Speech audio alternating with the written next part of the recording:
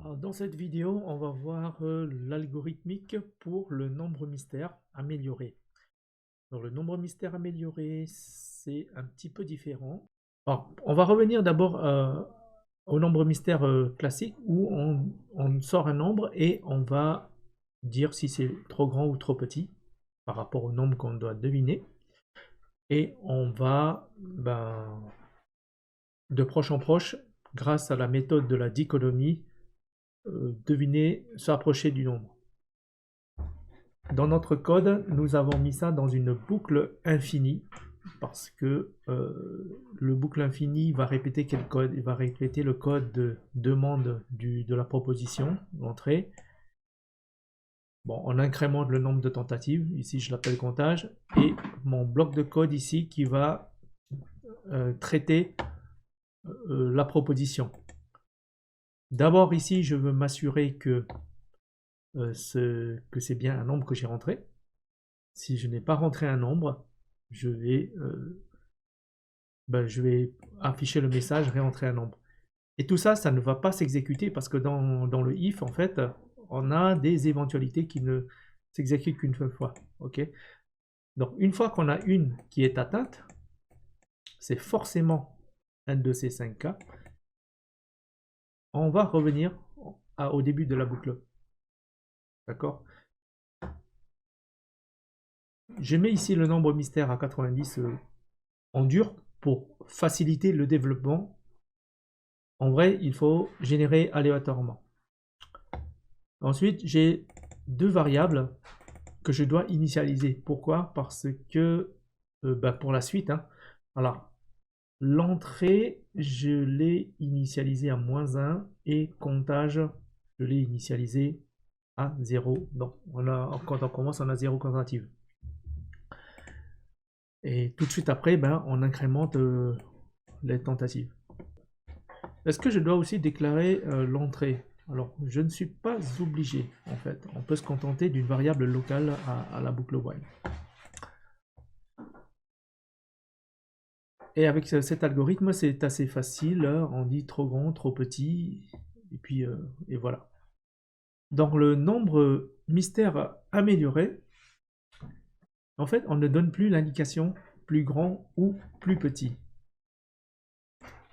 Dans la version améliorée, on va vous dire vous chauffez ou vous refroidissez. Supposons que mon nombre à deviner est le 37.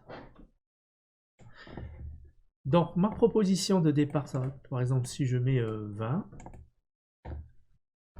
il ne se passe rien parce que je n'ai pas d'étape précédente, la première tentative. Donc il va falloir qu'on simule une étape précédente pour pouvoir afficher le message où vous chauffez ou vous refroidissez. Donc je rappelle, quand vous faites une proposition qui est mieux que la précédente, vous chauffez. Et quand vous faites une proposition moins bien que la précédente, vous refroidissez. Donc ici, 20 à 37, j'ai une distance de 17. La deuxième devinette, enfin la proposition, je mets à 30. Et là, je suis à seulement une distance de 7. 7 est plus petit que 17, donc je vais mieux en fait, je chauffe là. Par contre, si la prochaine, je mets 10, et je suis à 27, à une distance de 27. Donc là, je refroidis. Si je continue, je vais être à, par exemple, à 90 ici. Et bien, j'ai une distance de 53. Et là, je refroidis aussi, puisque 53 est plus grand que 27. Okay. Et à contrario, si je peux réduire ici, je passe tout de suite à l'autre côté, je passe à 35 par exemple. Je suis plus qu'à 2 du nombre. Et là, je chauffe. Okay. Et je peux chauffer si je dis 38. Je suis qu'à une distance. Et si la fois suivante, je suis à 36, qu'est-ce qui se passe? Je suis toujours à 1. Je ne suis pas refroidi ni chauffé. Mais il faut arbitrairement choisir quelque chose. Donc on va dire je chauffe. Donc c'est ça l'algorithme que vous devez implémenter. Alors, dans la notion de je chauffe, je refroidis, il y a une comparaison par rapport à ce qu'on a trouvé précédemment. Par exemple, ici, quand je suis à 30, la distance précédente, enfin le nombre précédent, c'était 20. Et la distance précédente, c'était 17. Et la distance courante, c'est 7. Donc, je compare la distance courante à la distance précédente.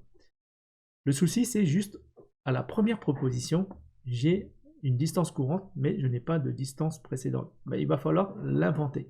Et ça, c'est de l'initialisation de variables. Il vaut mieux prendre des variables bien nommées. Donc, je vous recommande de nommer la distance courante. C'est, par exemple, écart courant, distance courante, écart précédent ou distance précédente. Nommez bien vos variables. Alors, le truc ici, c'est que la distance courante, au prochain tour, elle devient la distance précédente. Et là, c'est la difficulté de l'algorithme. Et c'est ça qu'il ne faut pas perdre de vue.